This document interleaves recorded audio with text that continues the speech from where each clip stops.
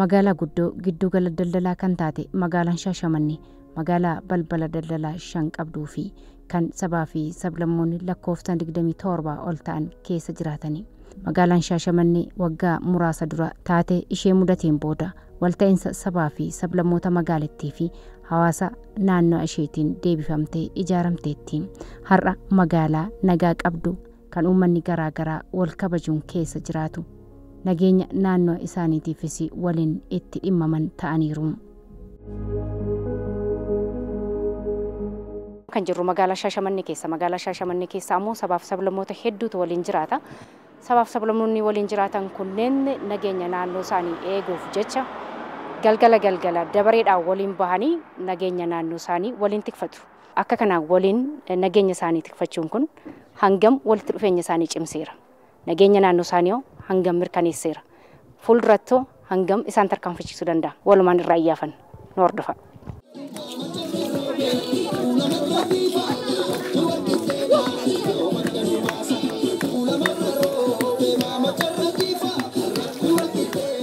Saba hedduu wal keessa jira.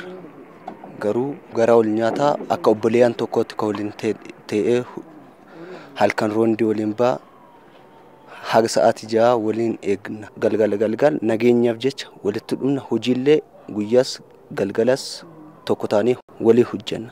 Waliin nyaanna waliin dhunna warri waliin namni waliin nyaatee waliin dhuge garaa wal nyaataa jedha. Haafis ntaanaasi Simia Batazaranaasi Uyri Sakariyaa Geeta Goyzaaranaasi Uyri Sakariyaa Geeta Goyzaaranaasi Oyddu Saate Fisinta Matooqee Qinamiyyaa Geeta ጉዳት ሊያደርስ የሚችሉን እንዳያደርሱ ጉዳት እንዳያደርሱ ያን ለመከላከል ነው ዘውትር ጥበቃ የምናደርገው። አየ ከበጀምቶታ ዳወቶታ ኬኛ ደርገጎታ ቆፋ ሚቲ Shaashamannee keessa kan jiran warreen umuriidhaan bubbulanis magaalaa isaanii tiksuu irratti argamu.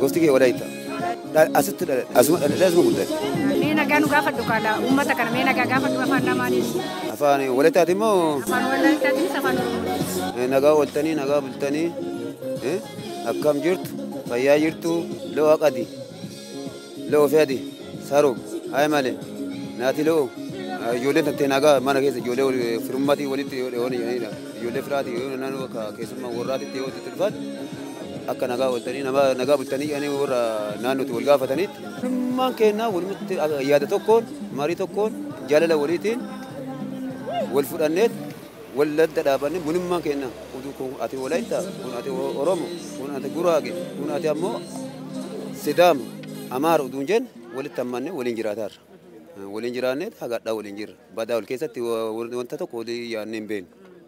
Nu amma sa'aatiin deemellee ganaa ta'ellee biyya keenyaaf kennee bullaa dhaabannee bullaa sabaa sablammii jedhan oliin dammaaf dhadhaa taanee jiraanna. Dur walumaan nyaannee walumaan dhugnee dulloomnee guute Olaamoon hin jira, Oromoon hin jira, Guraageen hin jira, Kambaan ni jira, martu jira. Waliigalleetumaan olammannee hagammaatitti jiraan. Guyyaa sabaaf sablammootaa kabajamuun kun bu'aa maalii isin yaadu? Gammachuu ayyaana waggaa bara walii gizee dhufu gizee akkan walii qindaa'an jaalala waliiti. Jaalala walitti walii dhiyaatanii wal arganii waliin kolfanii waliin taphatanii yaada adda addaa walirraa qoodamanii yaada adda addaa gorsa walirraa fudhatanii gorsa kennanii walirraa fudhatanii waliin jiraachuu gammachuu waliin gammachuu waliiti. Jaalala agarsiisa. Biyya jaalachuu agarsiisa. Walammachuu agarsiisa. Atillee saba kiyya innillee saba kiyya walammannee jiraachuu barbaachisa. Kana barbaadan.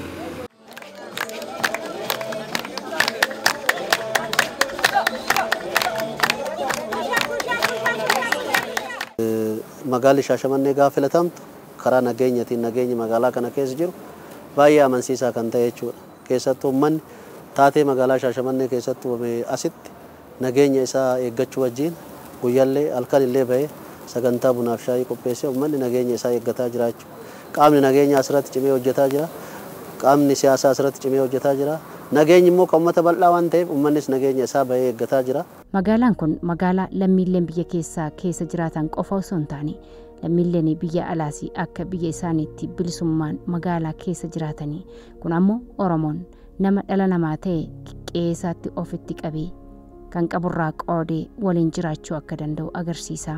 Kanaafis sabaa fi sablammoonni magaalattii keessa jiraatan ragaa ni bahu. Ani Oromoo ta'ee Jamaayikaa waliin jira itti heerumee haaluma gaarii waliin jiraanna. Akkuma arsii keenyatti isaanillee afaantu isaan dhiba malee aadaa ulfaatullee hin qabani. Mishumaa waliin jiraanna. Ijoollee sadii irraa horadhee walumaan nagaan jiraanna. Ana afaan Jamaayikaa baree saniin durallee isaan waliin guddanni kiyyallee isaan waliin. Jamaayikaa isaan nu waliin afooshaan ijaaramanii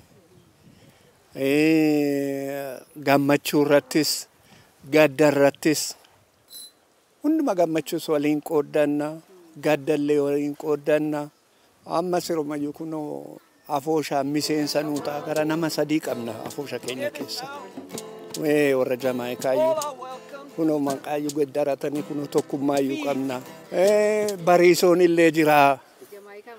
Jamaayikaan mata'ee qoratee dhaloonni koo horteen koo Oromoo irraa jedhee maqaa bariisootti jijjiirratee lachuu kunis tokkummaatti jijjiirratee afoosha keenyatti ijaaramanii kunoo nu faana cidha irrattis dhufanii nu faana diggisu nu faana dhaabbatu wal waamnaa waliin gaddas waliin qooddannaa wal fudhanneerra.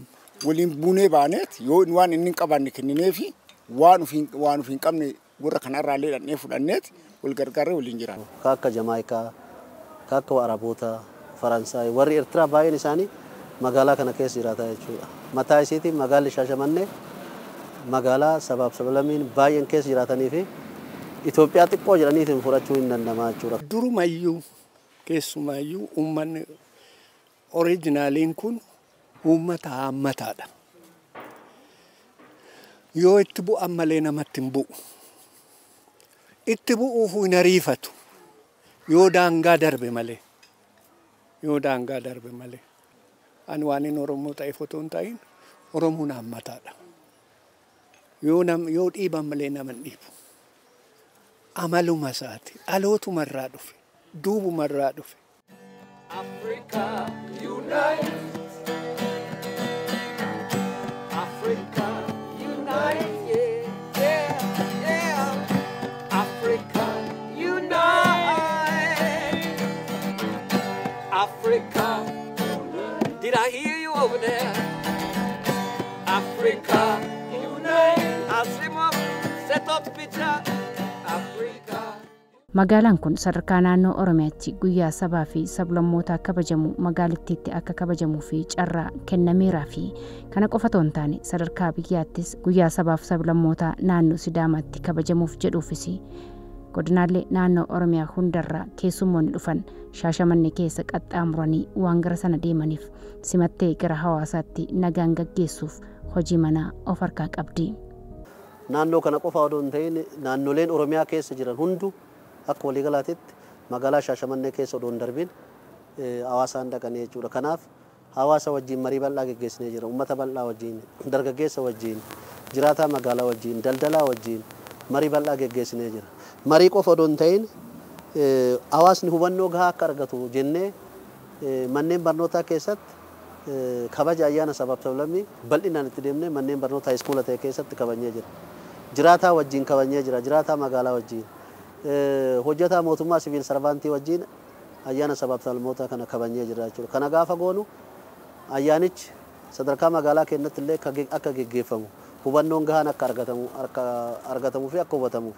Lammaffaa immoo namni akkuma reefu kaasetti as keessa darbeetiin hawaasaa deema waan ta'eef simatuu akka danda'u nageenya isaa eeguu akka danda'u kabajaadhaan bahee fudhatee of keessa dabarsuu akka danda'u bal'inaan hubannoon uumamee jira jechuudha. Kanaaf akka magaalattis akka godina Arsii Lixaattis akka bishaan gurraachattis hoggansi walitti dhufee koree of jalatti hundeessee simannaarraa kaasee haga guyyaa ayyaanni kabajamutti qophii gahaa goonee jira jechuudha.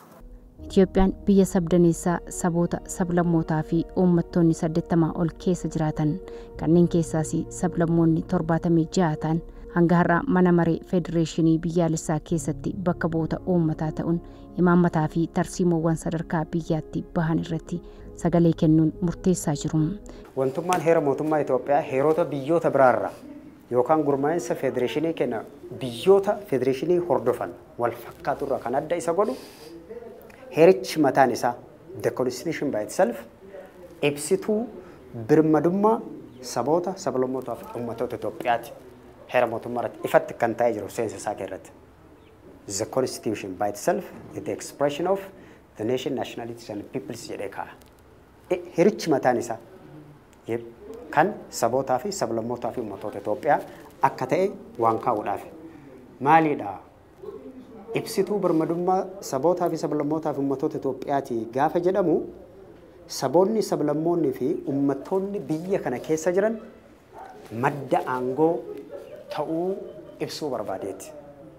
Maddi aangoo heera mootummaa keessatti ittiin taa'ee jiru ibsituu isaa keessaa tokko saboota sablammootaa fi uummattoota Itoophiyaati. Heerichinu kan isaaniiti jedhee kaa'e. Ibsituu birmadummaa sabootaati gaafa jennu inni bira mootummaan biyya kana keessatti sagalee fi fedhii bilisa sabaa fi sablammootaa fi uummattoota Itoophiyaa kanaan alatti gara aangootti dhufuu akka hin dandeenye kaa'e jechuudha.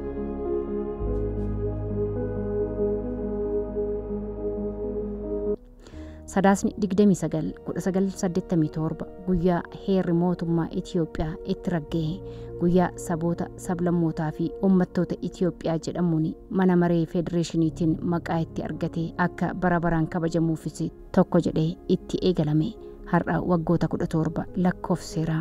Kabajamuun guyyaa kana tokkummaa uummataa fi miira obbolummaa cimsuu keessatti gaheen hanga ammaa bahataa ture maal fakkaata? Waggoottan muraasa dabarsine keessatti marsaa 16ffaa dabarsine keessattis yeroon ergaawwan ijoon itti darbaa turan gaaffii itti qaban illee jiru.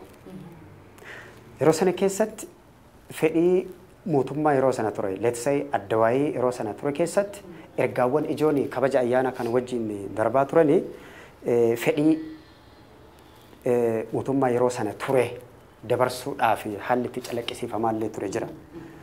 Ayyaana kana osoo hin dabalatiin ayyaana marsaa 16ffaa garuu gaafa laallu mootoon inni qabatee ka'ellee dhaadannoon inni qabatee ka'ellee sabdaneessummaa biyya kana keessa jiru mirkaneessuudhaaf bu'uura godhatee kan ka'e waan ta'eef kan baranaa irratti daballee gaafa laallu mootoon inni qabatee ka'ee jiru baay'ee waan gaariidha jechuudha.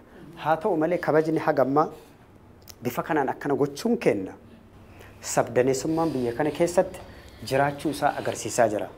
Saboonni sablammoonni fi uummattoonni biyya kana keessa jiran fedhii isaaniitiin bilisummaadhaan daangeffama tokko malee bu'uura heera mootummaa keewwata 39 keessatti aadaa isaanii calaqqisiifachuu, aadaa isaanii daangeffa tokko malee agarsiisuu, shubbisuu, qaamni biraa akka beeku gochuu, akka argu gochuu, walitti dhufeenyi sabootaa fi sablammoota jidduu jiru duudhaan kaleessan Itoophiyaa kana keessatti horannee jira. Duudhaan sun akka gabbatu gochuu, obbolummaa, wal amanuu, walitti dhufuu, wal shakkii dhiisuu, dhimma jedhu kana cimsuu wajjin wal qabatee ergaa ijoo qaba jechuudha. Aadaa ofii qaban fidanii madarakee tokko irratti gaafa agarsiisan mirri obbolummaa, mirri biyyoolessummaa biyya kana keessa jiru akka cimu federeeshiniin kun gamtaadhaan federeeshinii cimaa ta'uu akka danda'u gahee mataa isaa qaba jechuudha.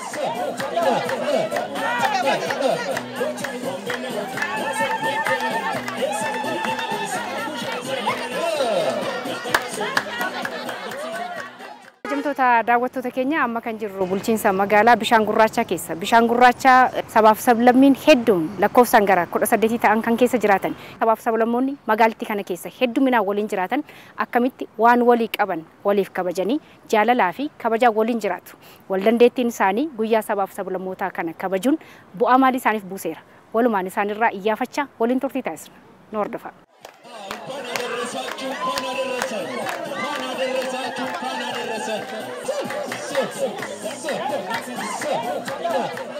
magaalaa uummanni Sidaamaa fi uummanni Oromoo waliin irraa qooddatu, magaalaa sabaa fi sablammoonni garaagaraa keessa nagaan jiraatan, magaalaa bulchiinsa magaalaan bultu, teessuma lafaa hawwataa fi investimentiif mijataa ta'e kan qabdu, reefu guddina kan eegalte, magaalaa nageenyaanis beekamtii qabdu, magaalaa ollaa bunaa, magaalaa hawaasaa kan taate, bulchiinsi magaalaa bishaan gurraacha sabaa fi sablammoota 18 oltu keessa jiraata. Sablammiin kun jaalalaa wajjin jiraata, wal fuudhee wajjin jiraata, gammachuudhaan waliin jiraata rakkoo tokko malee. Kanaaf dhaabbatanii rakkoo nageenyaa ofii isaaniitiin waan furaniif magaalattii Tinishawaa Itoophiyaa jedhamteeti wanti beekamtuuf kanaaf jechuudha. As keessa namni kamiyyuu eenyu osoo hin jedhin tokkummaadhaan jiraatu jechuudha. Ollaa tokko jiraatte jaalalaan jiraatta wajjin jira akka nama kamiittuu wal jaalatee wajjin hojjetee gala namni kamiyyuu wal dhiibuun hin jiru jechuudha. Kanaaf jaalalli isaan keessatti yeroo kamiyyuu waltajjiis walitti qabdu bifa tokko yaa'eetiin hirmaata. Afaan kamiyyuu walqixxummaadha. Ati eenyu jedhee saba kamii gadi hin qabamu. As keessa akka xiqqaadhallee ta'e isaan san jaalala isaaniitii waliin agarsiisa. Naannoo Sidaamaatiif magaalaa bishaan gurraachaa jechuun akka afaaniif funyaaniiti jechuudha. Riqicha tokkotti gargar baasa. Ka hawaasatti darbaniin, ka hawaasaas dhufaniin. Yoo namni illee bu'aa walii dhufanii nama do'es waliin awwaalanii bu'aa gaddasan irratti illee wal jajjabeessanii yeroo cidha magaalaa kanatti sabni tokko godhatee wal waame irratti waliin hirmaatanii warra yeroo dheeraa waliin jiraateera armaan duranas warra waliin jiraatu.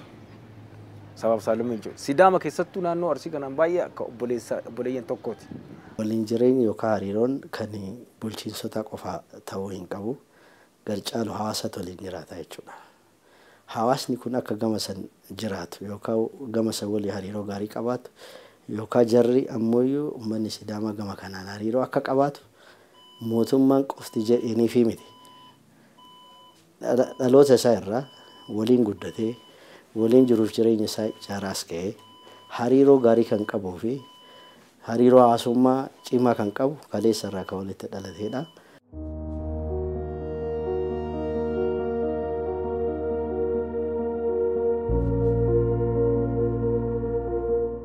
Riqichi qofaan kan adda isaan baasu uummanni Oromoo fi Sidaamaa loon isaanis bakka tokkichatti tikfatanii waliin galfatu. Warreen gaa'ela waliin walirraa ijaarratanis aadaa walii fi eenyummaa waliif kabajaa waliin jiraatu. Waan adda addaa wal gargaaran amma fakkeenyaaf biyya Sidaamaa iddoo loon dheedu jiru achi asoola. Asoolee lafa Oromoo kan keessa dheedee galgala gisee miidhagayaa isaan akkasii gargaaramaa. Horiin isaanii horii isaanii biyya keenya keessa walii gala. Dheedee galaa bishaan keenya dhugaa marga keenya nyaataa walitti tuqanii waliin jibbanii tokko ta'anii wal jaalanii bulaa. Horiin isaanii fi horiin keessan adda ta'uu isaanii beektu maaliin adda baasu? Wanti adda baafnuun kan isaanii malchiin callaqaa keenya malchi akka tokko shobbataa kana adda hin beessa adda baafnu. Horiin Sidaamaa keenya garaagarummaa qabu hin beekamu. Kan isaanii shuuyyaa ta'ini keessi bareeda haa Sidaamaa keenya irra shobbata. Akkasii malchi adda baafnee beekna. Garuu waluma keessa deemnee dhufa. Waluma keessa deemnee waluma naqnee dheedee walumaa oolee ijoolleen teennaaf tasaanii walii naqnee walumaa ooltee nagaa adda galti. Hawaalle illishidne tonaa lamalu beerena beeresebete ayyaana hawaalle illishid baga marsaa 17ffaa sabaa fi sablammoota baga ittiin sigee baga ittiin nu ga'e. Gaafa wal fuutan aadaa sagalii wal fuutan. Aadaa Oromooti wal fuutan. Tolee deema fudhate Sidaamaa. Akki isaan kennaaf akki isaan wal geggeessan tokko ta'uu danda'a. Fakkeenyaaf ani finni yoo deemnu cilaan baane amummutaan baane ka isaanii akkasumatti fuudhaaf yeroo maratti akkasuma amummutumaan farda kuma Oromoon farda yaabbatuun fardaan kooree lugaameeti ka nu eege jechuudha. Uumaa adda ta'uu hin qabu jechuu barbaadeeti. Garaagarummaa baay'ee hin qabu. Lamaanuu xiqquma isin eebbisanii achis wal fakkaatuun eebbisan. Asitti dammoo achitti dammoo waan dubbifanii tokko aannan jiraatu. Hin jira. Afaan Sidaamaatiin Daayibuush, Keeroo, Oosa Keeroo, Salaamee, Oosa Keeroo, Saada Keeroo ama Sidaamanyaan. Afaan Arabaatti afaan biyya alaati jabaan dhagamu. كيف أصبحتم؟ كيف حالكم؟ حالنا طيب. كلكم كيف أصبحتم؟ أصبحنا بالخير والسعادة. يم أمر فنيانو. Kana danda'uun waa waliin jiraatu. Waliin jiraannu. Inni dhagayoo isaan eegan agartanii nagaa wal gaafannaa hin dubbifnaa isaan illee eegan agartanii fayyaan daree wagareen daree fayyaan kumuu wagareen kumuu. Kana dhagayoo kun afaan sittee irraallee kuni waliin jireenya keenya ibsaa tokkummaa keenya ibsaa cimina keenya ibsaa waan akkanaa kanarratti eegan agartanii namni marti afaan dhagahee haguma ammoo koruu kanallee yoo koruu dadhabe dhagahee afaan kanaan afaan walii beekee wal kabajee akkatti waliin jiraata. Magaalaa uummanni tokkummaan jiraatu. Wal jaalachuun wal danda'uun akka magaalaa bishaan gurraachaa kanatti akka nu jiraannu kanatti magaalaan biraallee fakkeenya akkana nurraa fudhatee fakkeenya nu kana eegan agartanii ilaalee odoo fakkeenya kanaa wal qabatee waliin jiraatee waliin jiraachuun wal jajjabeessuun tokkummaa isaanii yeroo tokko nu keessatti wal dhabbiin argamee wanni tokko argamee kan jire ta'uu isaati. Kanaaf namni biyyi magaalaa martuu akkatti odoo jiraattee waan nama gammachiisu fakkeenya odoo nurraa fudhatanii magaalaa guddisuudhaaf sabaaf sablammiin magaalaa tokko keessa murteessaadha. Saba tokko miti kan magaalaa guddisu sabaaf sablammiidha. Hawaasni magaalaa kanaa gama san bahee daldalata. Hawaasni gama sanii gamana dhufee akkasuma daldalata. Qabeenya gama saniitti amma fakkeenyaaf akkuma beektu uummanni Sidaamaa qonnaan bulaas qaba, horsiisee bulaas qaba. Horiin gama sanii dhufee gama keenya kana oola. Yoo barbaade ammoo yoo kennallee yoo gama saniitti bakkeen fayyadamu jiraate akkasitti gama bahee oola. Kana keessatti nageenyi guyyaa tokko boora hin beeku jechaadha. Hin baduu naga qaba. Diinagdee walii guddisuun keessatti san qofa osoo hin ta'in konkolaataan gama sanii gamana bu'ee fayyadama. Baajaajiin keenya konkolaataan keenya magaala kana gamasis bahee hojjeta. Kanaaf hariiroo diinagdee keenya cimsuu keessatti illee gahee olaanaa qaba waan jedhu qaba. San biras ta'ee siyaasaan illee walitti dhufeenya cimaa qabna jechaadha. Akka Sidaamaaf Oromoo qofatti osoo hin ta'in akka namaatitti akka biyyaatitti isaanis nu mari'achaa haala biyyaa keessatti waliin mari'achaa waa'ee Sidaamaaf Oromoo qofa osoo hin ta'in waa'ee Itoophiyaa waa'ee uummata Itoophiyaa waa'ee siyaasa Itoophiyaa keessatti gahee nu lamaanuu qabachuu qabnu irrattis mari'achaa nageenya biyya kanaa misoomni biyya kanaa guddinni biyya kanaa badhaadhinni biyya kanaa akka mirkanaa'u hawaasa irraa kaasneet haga hooggansa saba kana lamaaniititti haalli itti hojjetaa jirru jira jechaadha.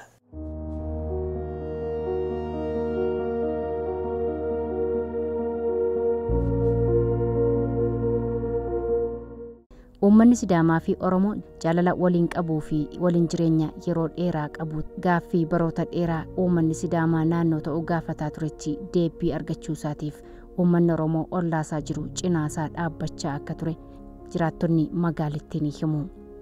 Uummanni Oromoo uummanni Sidaamaa of danda'uu qaba.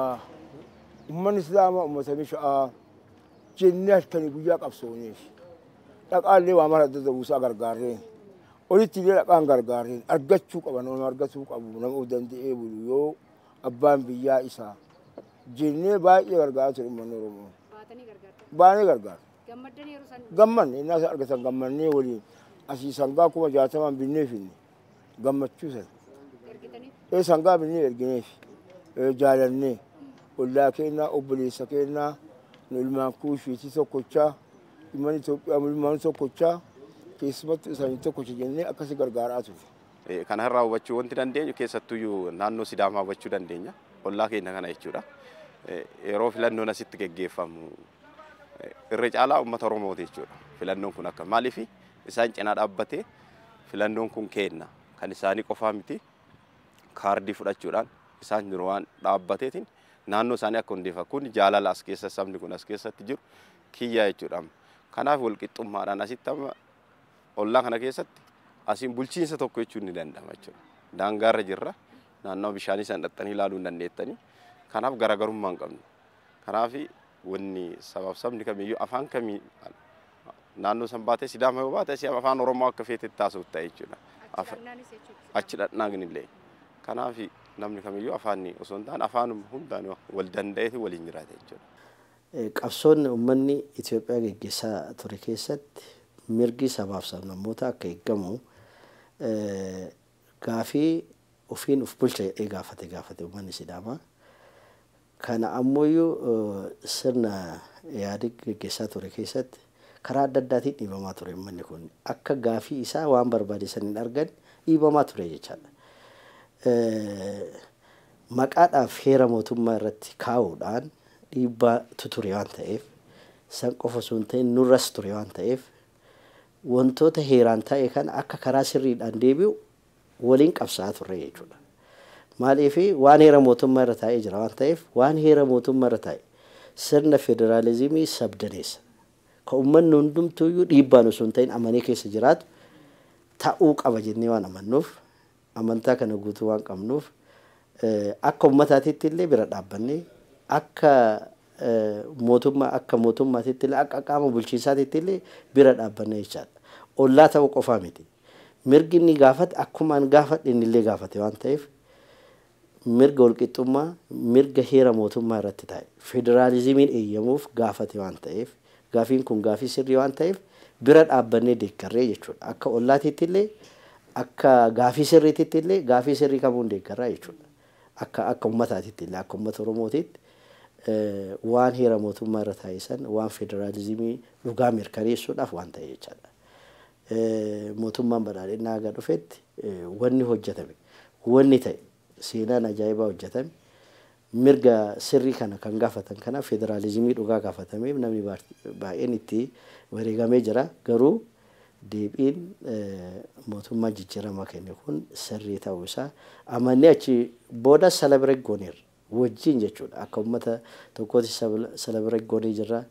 Hundeeffama isaa uummanni naannoo kanaa hundi akka kennaatitti fiir goonee yookaan akkasiin nu dhagame baanee uummanni keenya bahee hooggansa akka bulchiinsa magaalaatiitti illee deeggarsa adda addaa goonee mootummaa Sidaamaa akka dhaabbatu erga mirkanaa'ee fi erga filateen booda illee bira dhaabbannee akka cimee mootummaa cimaa ta'ee mootummaa naannoo Sidaamaa cimaa ta'ee mootummaa Itoophiyaa cimaa keessatti gahee isaa akka taphatu federaalizimii kana kan dhugaa ta'uu isarraa akka mirkaneessu waan nurraa eeggamu taphachaa turre deeggaraa turre ammas deeggaraa jirra jechaadha.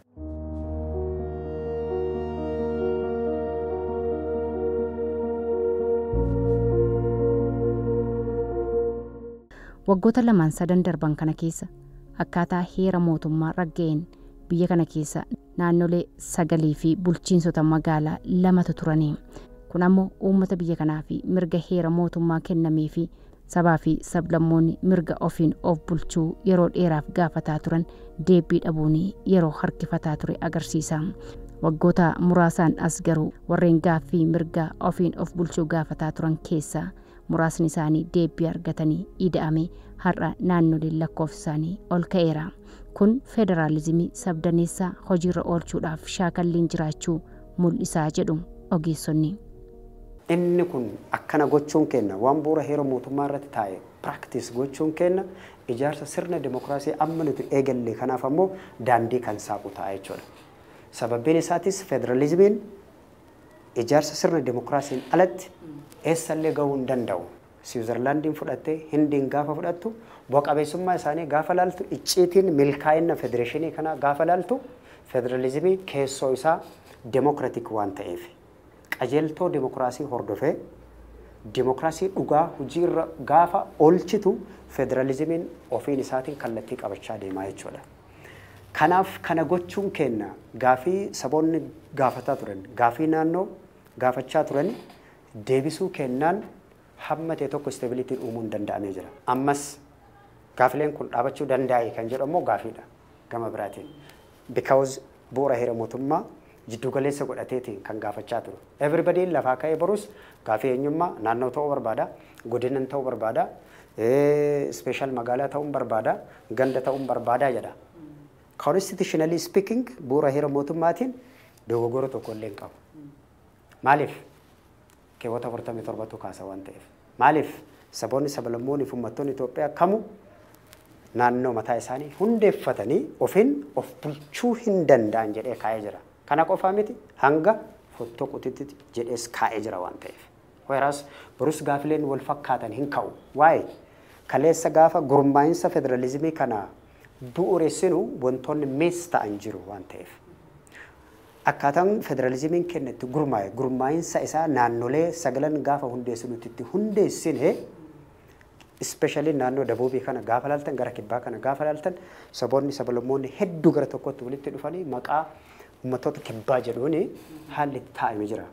Har'a ammoo gaafa shaakallii dimokiraasii kana eegalu gaafa hafuura baafachuu kana eegalu gaafa pilaatfoormii dimokiraasii nuti diriirsinu gaafileen kaleessa ukkaamamanii turan har'a riiformii kana hordofanii as ba'aa jiru bu'uura heera mootummaatiin jechuudha. Isaan kanneen akkamitti keessummeessuun danda'ama? Akkamitti tiriit gochuun danda'ama? Kan jedhu kun itti yaadamuudha danda'uudha qaba. Federaalizimii dhugaadhaaf kan mormaa turrellee kanuma jechuudha. Jijjiiramicha keessatti namni kamiyyuu qixa tokko ilaalamuu qaba. Federalizimiin dhugaadhaa afaaniin osoo hin taane waraqaa irratti qofa osoo hin taane dhugaadhaan mul'atu qaba. Sabni hundi qixa fayyadamuu qaba. Sabni hundi waan isaa barbaachisu gahee ofii mirga isaa guutuudha. Jenneetiin kan mormaa turre kan falmaa turre jijjiiramicha keessatti kan argine kana jechuudha. Maaliif jennaan kanarraa barachuu hin dandeenye naannoo Sidaamaa kun bu'aa federalizimii dhugaa lafarratti mul'ate jechuudha. በኢትዮጵያ በተለይ ካለፉት 4 ዓመታት ወዲህ እውነተኛ ፌደራሊዝም መሬት መርገጡና waggoottan afran darbanii as federaalizimiin dhugaa Itoophiyaa keessatti qabatamaan mul'achuu kan jalqabe fakkaata. Keessattuu naannoo Sidaamaa agarsiistuu bu'aa kanaati jechuun danda'ama. Uummanni Sidaamaa gaaffii baroota dheeraaf naannoo ta'uuf gaafachaa ture yeroo itti argateedha. Yeroo jalqabaa fi guyyaa sabaaf sablammootaa kabajuun uummata Sidaamaaf hiikaa guddaa qaba. Sadarkaa kana kan madaaluun magaalaan hawaasaa kan itti qophooftedha. Federaalizimii sabdaneessaan biyya kanaa fi barbaachisummaansaa olaanaa akka ta'e warreen ibsan akkuma jiran. Namoonni tokko ammoo warreen lakki heerri mootummaa amma jiru tokkummaa uummataa irratti dhiibbaa qaba jechuun warreen falmanis mul'achuu eegalaniiru. Hubannaa dogongoraa amma kufaatii biyya kanaatiif sababa kan ta'e federalizimii godhamee haalli itti qabatamaa jiru qaamota adda addaa biratti argaa jirra. Modeela biyyattiin tun hordoftutu kufaatii kanaaf nu ga'e kan jedhu kun waa'ee maalummaa federalizimii waa'ee federalizimii sabdaneessaa Itoophiyaan hordoftu kana qaamni sadarkaadhaan jiru hawaasa bal'aa kanaaf hubannaa kennee without federalism right now optioniin biraa jiraate dhufuu qaba qaamni akkasii fiduu qaba. Qeequu caalaa fiduu qaba. Ammatti federalizimiidhaan alatti optioniin biraa hin jira jedhee ilaalu yoo sirni biraa qoratamee dhufe ilaaluu dandeenya ta'a. Frankly speaking garuu federalism is not the only option but it is the best option. Maali? Nootama sirna federalizimii kan hordofne after conflict post conflict federal country jedhamneetu laallamu. Maaliif? Wal dhabdee waraana waliin waggaa hedduu erga keessummeessine kaaniin booda gara nuti dhufne. Maali agarsiisuuf kun isa laallee jira. Monarkii laallee sirna mootummaa gonfoo laallee we fail. Biyya kana keessummeessuu hin dandeenye. Itti aansine mootummaa ahadaawii yookaan unitary state ilaalle we fail. Itti aansine mootummaan dargiitti seene military dictatorship mootummaa abbaa irree ilaalle we fail. Gaaffii kana deebisuun hin danda'amu. Okay. Ammatti dhaabannee gaafa laallu federalism maybe the option jennee ilaalle sirnoota haga ammaa shaakalli keessa የተሻለ ነው filatamaadha jedhameeti akka optioniitti fudhatamee muuxannoo biyyoota biraa laalle sirni federalizimii bu'uura isaarraayyuu gaafa laaltu haalduree mataa isaa dandeeka haalduree kana keessa daayivarsitii fudhannee amanuuti saayinsii addunyaa keessatti. Kanaaf akka hanqinaatitti akka rakkootitti namni kanarra dhaabbatamee yeroo dhimmi kun ka'u wanti fooyya'uu qabu keessaa tokko madaalli kana eeguudha jechuudha. Madaalli kana hin eegnu taanaan borullee federalizimii dhuunfaa isaatiif rakkoo biyya kana keessatti uumamuuf walitti buutii biyya kana keessatti uumamu hundaaf falan ta'u. Garuu rakkoolee gurguddoo konfliktii gurguddaa biyya kana keessatti ka'uu danda'u hunda minimaayiz godha hin xiqqeessa. Rakkoon keenya tokko waggaa 27 dabarsine kana keessatti adada konfliktiin tokko ka'u ija diinummaatiin wallaalu. Taanee mariidhaan rakkoo san furuu caala diina walii ta'uun kun aarsaa guddaa nu kafalchiisaa ture waan ta'eef sadarkaa sanattis dhimmoota kanneen ilaallee gara fuula duraatti sirreessuun barbaachisaa ta'a. Dhimma jiru kan sirriitti yoo hojiirra oole dhugaa dubbachuudhaaf opshinii guddaadha.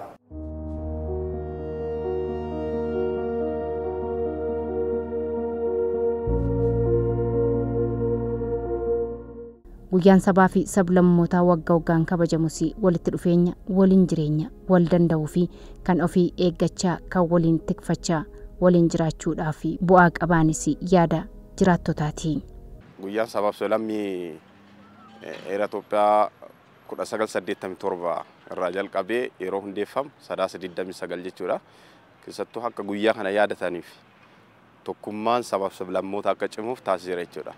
Kanaaf waggaa waggaadhaan 1929 irraa jalqabee wal yaadataa sabni kamiyyuu aadaa isaa baanii eenyummaa isaanii itti calaqqisiisu. Kanaaf as keessattis magaalaa kana keessatti guyyaa kana sabni kamiyyuu aadaa ofii ni mul'ifata jechuudha. Eenyummaa isaanii agarsiisa waan ta'eef kanaaf jaalalaan keessattuyyuu guyyaa sabaa fi sablammootaa qofa osoo hin taane yeroo kamiyyuu tokkummaadhaan jiraatu jechuudha as keessatti. Sabaa fi sablammii jechuun tokkummaa ibsa, nageenya ibsa, jaalala ibsa, wal danda'uu ibsa, wajjin jiraachuu ibsa.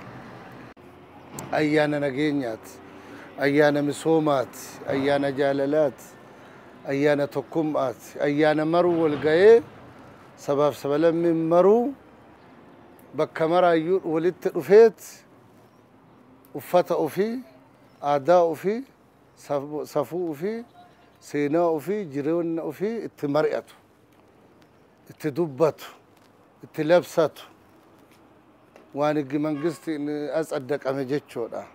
Ayyaana sabaa fi sablammootaa 1929 barana yeroo marsaa 17ffaadhaaf magaalaa Hawaasaatti kabajama. Inni sabaa fi sablammii waan ta'eef naannolee hundarraa dhufanii iddoo tokkotti yeroo kabajan gammachuudhaan waliin dhufanii gammachuu wal simatanii waliin nyaatan gammachuu ayyaana isa waliin dabarfatan obbolummaas dabala. Waliin jireenya asitti waliin jiraannu qofa osoo hin ta'in akkuma argitan naannoo Sidaamaatiin wal daangessinaa wal daangessuu qofa osoo hin ta'in daangaa baawundariidha malee waliin jiraanna. Magaalaan Hawaasaa magaalaa keenya magaalaan bishaan gurraachaa kan Hawaasaati kan uummata Sidaamaas baawundariidhaan yookaan adda baana malee waliin jireenya keessatti jiruuf jireenya keenya waliin jechaadha. Kana sababa godhachuudhaan akka kabaja sabaa fi sablammoota bara kanaa kabajamu ollaa keenyatti waan ta'eef dursinee sagantaalee adda addaadhaan kabaja as kennee jirra.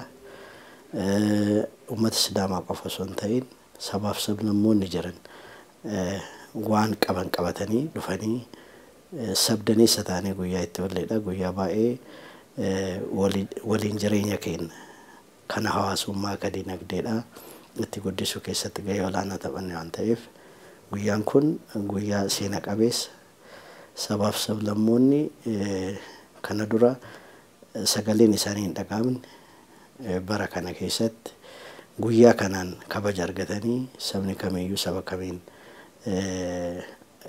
cuucamee jala ta'e osoo hin ta'in hundumtuyyuu walqixa ta'uu isaa afaan isaa sabummaa isaatiin boonee waan qabu qabatee dabalamee ida'amee akka waliin jiraachuu danda'u kan eeyyame waan ta'eef guyyaa seena qabeessa kana akka bulchiinsaatiitti kunuunsinee uummanni akka beeku goonee waliin jireenya kana cimsinee deemuudhaaf waliin hojjechaas turre ammas waliin hojjechaa jirra jechuudha.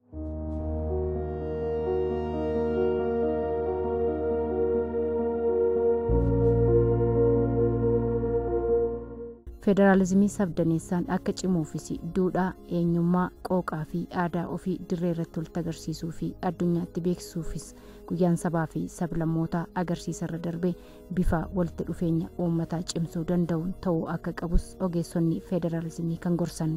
Guyyaan sabaa fi sablammootaa bara kanaa naannoo Sidaamaa magaalaa Hawaasaatti kabajamus uummanni ollaa walii jiruu fi waliin jiraatu dabalate bulchiinsonni magaalaa bishaan gurraachaa Shaashamannee fi Hawaasaa waliin hojjechuun isaanii milkaa'ina ayyaanichaaf gahee guddaa qaba.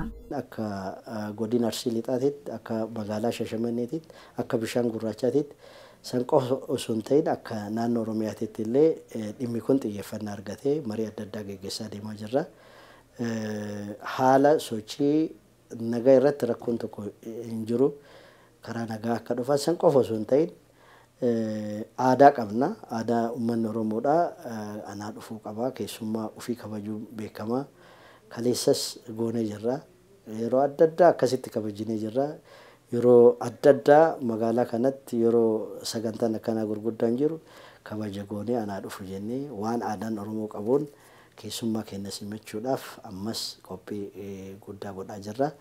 Kanaaf imaltoonni gara keenya dhufan keessummoonni gara keenya dhufuudhaaf karoorfatan sodaa tokko malee shakkii tokko malee usuu gama saniin gahin gamanatti gammachuu gamana irraa kaasanii haga gamaatitti gahe waan jedhu qabna. Kanaaf Itoophiyaatu dhufa. Itoophiyaa guutuutu dhufa. Kanaaf Itoophiyaa akka magaalaa Itoophiyaan guutuu itti dhuftuutitti akka gama biraatti dhufan jennee yaadne osoo hin ta'in bishaan gurraachaatti itti dhufanii Oromiyaatti dhufanii achi ammoo Sidaamatti dhufan jennee akka keessummaa nutti dhufuutitti isii kana kabajuudhaaf karaa kanaan bareechisnee eeguudhaaf qophiiwwan adda addaa godhaa jirra. Gama adda addaatiin jechuudha.